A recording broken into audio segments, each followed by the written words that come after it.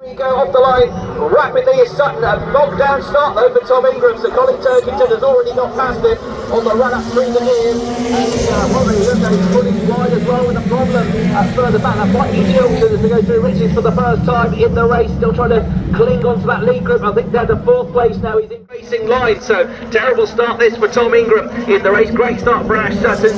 Turkington there in second place, Jake Hill following through in third position, but Ingram falling down the pack on his first lap of the race, still trying to bust his way to try and stay, if he can somehow, inside the top six. They got two abreast into the left-hander at Agostini as Ricky Collard is trying to get in on the action with Jake Hill still together with him. The onboard camera is on Ricky's car now as the driver tries to get around the outside. The Toyota has to sit behind the BMW though and stays in fourth place as they make their way out through Oggies and towards Williams now, which leads them onto the Bentley straight. The BMW of Jake Hill just twitching a little bit there as he gets on the throttle, and Ricky Collard is all over the back of him now as he swings out of Williams and onto the Bentley.